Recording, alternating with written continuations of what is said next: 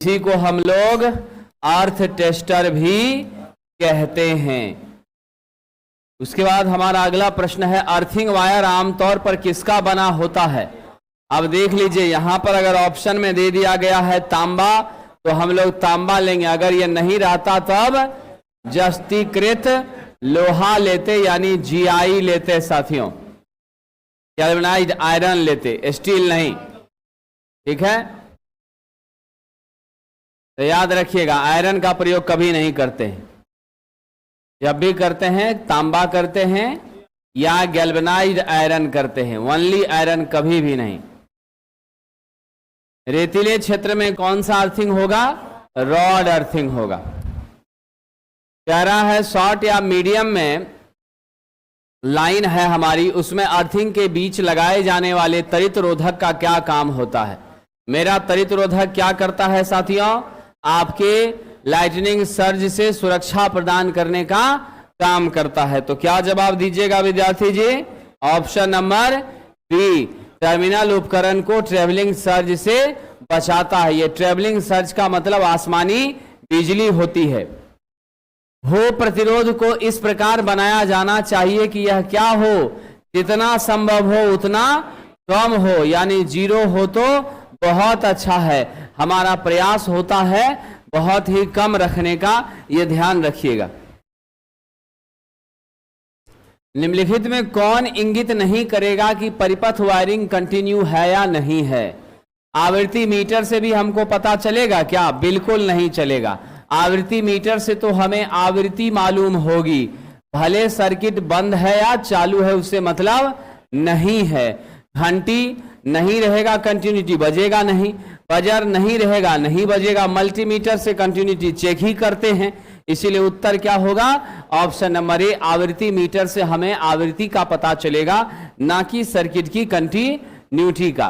किस मशीन के विभिन्न भागों को शून्य विभव पर रखने के लिए उन्हें डैश करना चाहिए? क्या करना चाहिए? अर्थ भू संपर्कित करना चाहिए, तभी वह क्या होगा?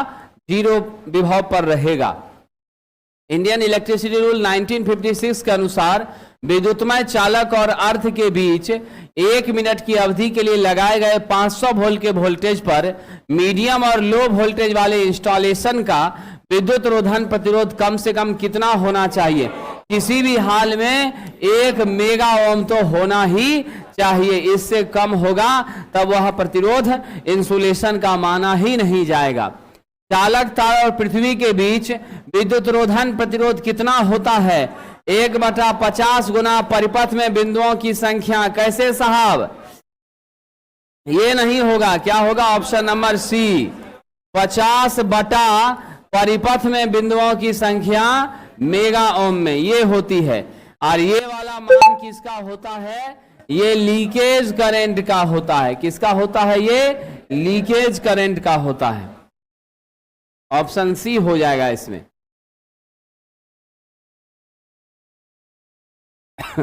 भू संपर्कन का क्या उद्देश्य है? तो अर्थिंग करने का उद्देश्य है साथियों, भूमि का जितना कम से कम हो सके। तो राइट आंसर क्या देंगे? ए नंबर। भूमि में आर्द्रता तत्व भूमि प्रतिरोध को क्या करती है?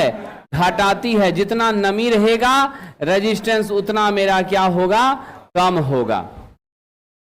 निम्नलिखित दैनिक उपयोग के उपकरणों में किसे भू संपर्कन की जरूरत नहीं है? प्लास्टिक बॉडी वाला फैन रेगुलेटर। जब मेटल रहेगा तभी जरूरत पड़ेगी।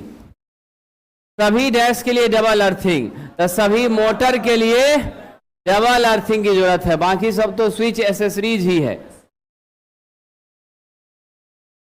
आपने अर्थ प्रतिरोध को टेस्टर पर 4 अलग अलग रीडिंग लिया है, जो हमारे इलेक्ट्रोड की बीच की दूरी को समान रखते हुए कहीं 3, कहीं 2.4, कहीं 2.3, कहीं 1.9 मिल रहा है। आप किस मान को लेकर चलेंगे? हम इस चारों का क्या करेंगे? एवरेज निकाल लेंगे और तब जो प्रतिरोध होगा उसको मानकर चलेंगे। यानी मेरा उत्तर होगा चारों मानों का औसत। तो सबको जोड़ेंगे, नीचे कितना संख्या है? 4 संख्या है, तो नीचे 4 से डिवाइड कर देंगे। Hi, welcome to our 30-day zero brokerage offer. Enjoy zero brokerage fees on all. Divide कर देंगे। अर्धचालक डैश को पृथ्वी में प्रेषित करने के लिए पथ उपलब्ध कराता है। लीकेज करंट को साथियों किसको पास कराता है? लीकेज करंट को। पाइप अर्थिंग में गैल्वेनाइज्ड पाइप का न्यूनतम व्यास कितना होता है? 38 mm इसका व्यास होता है। अर्धचालक डैश को पृथ्वी में भेजता है, लीकेज धारा को भेजता है। IS कोड के अनुसार अर्थिंग किस रंग का? हरा रंग का होता है। अर्थिंग के लिए जो पाइप या रॉड हम इस्तेमाल में लेते हैं उसका साइज किस लंबाई से कम नहीं होना चाहिए? विद्यार्थी जी ध्यान रखिएगा, किससे कम नहीं होना चाहिए? किसी भी हाल में 2.5 मीटर से कम नहीं होना चाहिए। निम्न में से कौन किसी घरेलू प्रतिष्ठान के लिए 5 एम्पीयर की क्षमता वाले कॉपर के लिए अर्थ कंटिन्यूटी वायर, इसका इंग्लिश क्या होता है? अर्थ सत्यता का मतलब है कंटिन्यूटी कंडक्टर। ठीक है, अर्थ कंटिन्यूटी कंडक्टर का न्यूनतम साइज क्या हो सकता है? जवाब दीजिए विद्यार्थी जी, क्या हो जाएगा? कम से कम छोटा रखेंगे तो कॉपर का लेंगे तो क्या करेंगे? 1.5 mm स्क्वायर रखेंगे। ISI के अनुसार अर्थ प्लेट का साइज कॉपर का रहेगा तो 60/60 गुना 3.18। अगर यही रहेगा GI तब यहां क्या होगा? 6.35 mm हो जाएगा। 60 × 30 नहीं है विद्यार्थी, 60 × 60। 60 3.18 और 60 6.35। बिजली के उपकरण की धातु की केसिंग को निम्नलिखित को सदैव सुनिश्चित करने के लिए अर्थ किया जाता है। किसकी सुरक्षा के लिए साहब? उपकरण, प्रचालक, इंस्टॉलेशन। हम इंस्टॉलेशन कहेंगे तो सब आ जाता है, उपकरण भी आ जाता है, सप्लाई भी आ जाता है, पूरा सिस्टम आ जाता है। इसीलिए क्या बोलेंगे? इंस्टॉलेशन बोलेंगे। प्लेट अर्थिंग में प्लेट किस धातु की बनाई जाती है? जस्त्रिकृत लोहा या कॉपर, दोनों में किसी एक की बनाई जाती है। पाइप अर्थिंग में पाइप का तनुकृत व्यास कितना होता है? 38 mm होता है। इसी स्थापन में भू संपर्कन प्रतिरोध कम करने के लिए क्या करना चाहिए? अनेक को समांतर में जोड़ना चाहिए।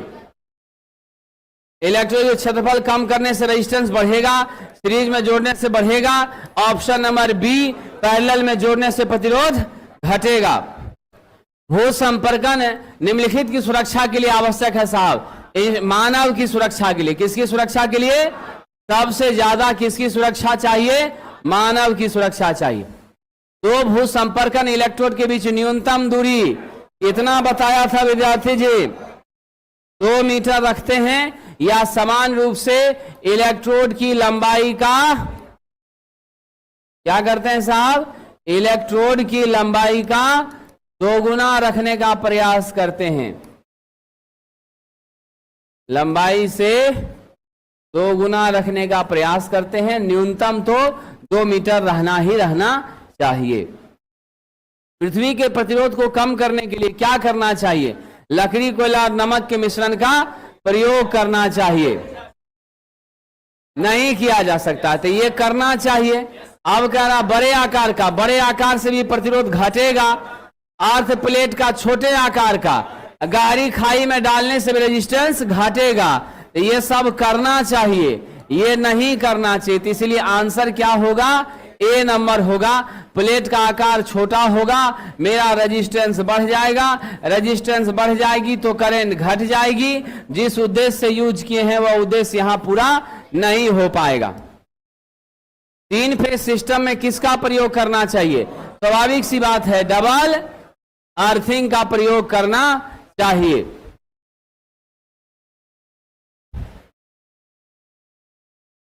अगला ध्यान दीजिए क्या है। अर्थिंग पिट में चारकोल और सॉल्ट प्रयोग करने का क्या उद्देश्य है? तो अर्थिंग पिट में साथियों चारकोल और नमक प्रयोग करने का क्या उद्देश्य है? तो उसका उद्देश्य यही है, अर्थ इलेक्ट्रोड को क्या करना? गीला बनाए रखना और प्रतिरोध कम करने, अच्छे भू संपर्क के साथ अर्थिंग पाइप प्लेट के संपर्क में वृद्धि करना।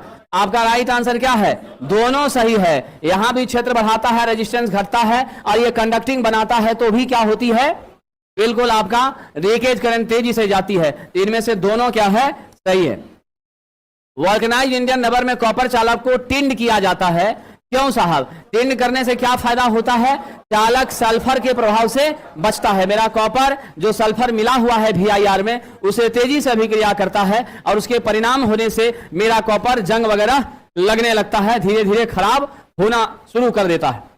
धातु के उपकरण में निम्न वोल्टेज जिसकी वजह से धीमा विद्युतीय झटका लगता है, डैश का उपयोग कर रोक सकते हैं। किसका उपयोग कर? विद्युत झटका रोकने के लिए सबसे उपयोगी क्या है? अर्थिंग है। अब कह रहा 3 फेज मोटर लोड है और प्रकाश लोड है, असंतुलित तौर पर सेट किया गया है। 3 फेज 4 तार सिस्टम द्वारा पावर की सप्लाई दी जा रही है। Triple pole and neutral switch fuse का नियंत्रण में उपयोग किया गया है, TPN स्विच का। न्यूट्रल लिंक ढीला हो गया है और सप्लाई का न्यूट्रल चालक इस व्यवस्था से होकर जाए, इस तरह की असंतुलित व्यवस्था से होकर जाए, तो क्या स्थिति हो सकती है? स्थिति वही होगी कि हम जबरदस्ती चला तो लेंगे, लेकिन क्या होगा? कहीं कहीं समस्या हम लोग को झेलनी पड़ेगी। तो ऐसे केस में हमारा उत्तर क्या हो जाएगा विद्यार्थी जी? मोटर तो हम लोग चला लेंगे, बल्ब क्या करेगा? कम प्रकाश देगा, लेकिन कुछ अधिक प्रकाश कोई बल्ब देगा, कोई कम देगा। अंततः हमारा क्या हो सकता है कि फ्यूज होने की भी संभावना बन सकती है, क्योंकि असंतुलित का मतलब है किसी भाग में ज्यादा करंट और किसी भाग में कम करंट। जहां ज्यादा करंट जाएगा वहां बल्ब ज्यादा रोशनी देगा, जहां कम जाएगा वहां कम देगा, जहां ज्यादा में ज्यादा हो गया, सीमा से ज्यादा, तो वहां फ्यूजो कर जाएगा। तो सब तरह की परिस्थिति वहां पर पैदा हो जाएगी। विद्युत संबंधी कार्य करते समय झटका लगने की आशंका कहां नहीं है? आपका सूखी लकड़ी में नहीं है। गीला लकड़ी, धातु का छड़ और गीली रस्सी, ये सब विद्युत का चालक होती है। इन सब में हमें आशंका बनी रहती है झटका लगने की। GI वायर है साहब, गैल्वेनाइज्ड स्टील तार की भांति का उपयुक्त नहीं है, आघात वर्धनीय नहीं है, गैल्वेनाइज्ड एल्युमिनियम तार है। क्या है साहब? जंग मुक्त है। तो सबसे सुटेबल आंसर यहां क्या दीजिएगा? जंग मुक्त है, जंग नहीं लगता है। 3 पिन सॉकेट में सबसे बड़ा छिद्र किसका होता है? अर्थिंग का होता है। पृथ्वी का प्रतिरोध कम करने के लिए अर्थ इलेक्ट्रोड के आसपास क्या भरते हैं? नमक और कोयला भरते हैं। प्लेट अर्थिंग में कौन सा अर्थ इलेक्ट्रोड लेते हैं? प्लेट लेते हैं साहब। BIS कोड के अनुसार अर्थिंग तार का रंग कैसा होता है? हरा होता है। ठीक है, आइए आगे बढ़ते हैं। जब एक बड़े सतह को इलेक्ट्रोप्लेट किया जाता है तो क्या होता है? इलेक्ट्रोप्लेटिंग जो प्रक्रिया होती है उसके बारे में जरा जान लीजिए। इलेक्ट्रोप्लेटिंग ऐसी प्रक्रिया है जिसके माध्यम से इंफीरियर मेटल पर सुपीरियर मेटल का क्या करते हैं? लेप चढ़ाते हैं। चांदी के जेवर पर सोने का पानी चढ़ाना, ये क्या है? इलेक्ट्रोप्लेटिंग है। तो इसमें क्या होता है?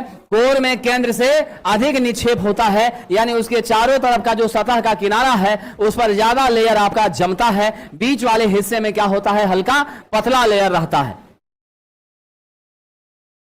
नमस्कार दोस्तों, मैं लेकर आ गई हूँ आपके घर बैठे काम, जिसमें आपको केवल और केवल पेन पेंसिल पैक लेयर रहता है।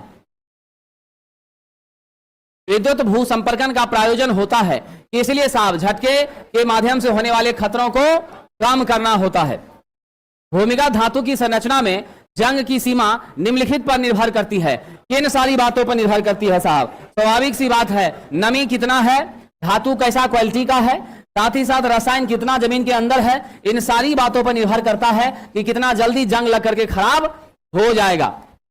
पाइप अर्थिंग में इलेक्ट्रोड पाइप नमक की परतों से घिरी हुई रहती है। ऐसा क्यों किया जाता है? नमक मृदा से नमी को क्या करती है साहब? अवशोषित कर लेती है और नमी को बनाए रखती है, इसीलिए ऐसा किया जाता है। रॉड अर्थिंग में भू प्रतिरोध डैश पर निर्भर करता है। क्या जवाब दीजिएगा विद्यार्थी? गहराई पर। जहां हम रॉड को प्रवेश करा रहे हैं और जितना नीचे गहराई में ले जा रहे हैं, वहां जैसे जैसे अंदर जाएंगे उस हिसाब से नमी की जितनी मात्रा में टच रहेगा उस हिसाब से मेरा प्रतिरोध घटेगा और बढ़ेगा।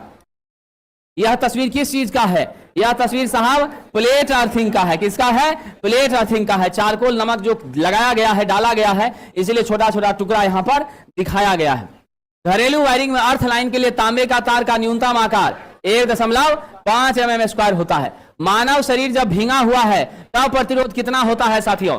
जनरली हम लोग 1 किलो ओम कंसीडर कर लेते हैं, लेकिन नेचुरली 1 किलो ओम से क्या होता है? 1 किलो ओम से कम। क्या होता है साथियों? 1 किलो ओम से कम रहता है या 1 किलो ओम तक रहता है। एडजेक्ट वाली बात यहां सही नहीं है। सामान्य स्थिति में 1 किलो ओम ले सकते हैं, लेकिन भींगा अवस्था में 1 से हम लोग कम ही लेने का प्रयास करते हैं। लेकिन 100 से 600 कहना भी ठीक नहीं है। इसीलिए दिए गए ऑप्शन के आधार पर 1 को हम लोग सही मान रहे हैं, लेकिन आगे आप याद रखने के लिए लिख लीजिए से कम। 1 किलो ओम से कम यानी अधिकतम वहां तक पहुंच सकता है, उससे ज्यादा तो कभी भी नहीं।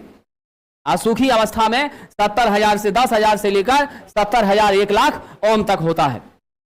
पाइप भू संपर्कन में गैल्वेनाइज्ड आयरन पाइप का व्यास कितना होता है? 38 mm होता है।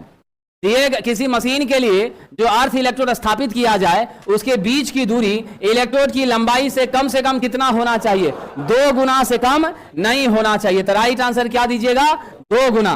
क्वेश्चन को घुमा घुमा के पूछा है, भाषा बदला है, लेकिन क्वेश्चन वही है। किसी उपकरण की धात्विक बॉडी को अर्थ से संयोजित करने के पीछे क्या उद्देश्य होता है? बिजली के झटके की संभावना को खत्म कर देना। साथियों, बड़े शक्ति संयंत्र के लिए अर्थिंग रेजिस्टेंस कितना से ज्यादा नहीं होना चाहिए? 0.5 से कम ही रहे तो ज्यादा बेहतर माना जाता है। एक प्रणाली का भू प्रतिरोध कम करने के लिए उसमें क्या करना चाहिए? प्लेट का क्षेत्रफल बढ़ा देना चाहिए, गड्ढे की गहराई बढ़ाना नहीं करना चाहिए। तो प्लेट क्षेत्रफल बढ़ाने से बढ़ता है, गहराई बढ़ाने से बढ़ता है, पैरेलल करने से बढ़ता है, आपका श्रेणी करने से नहीं होता है। तो ऑप्शन क्या होगा आपका? बी नंबर हो जाएगा। आइए आगे बढ़ते हैं।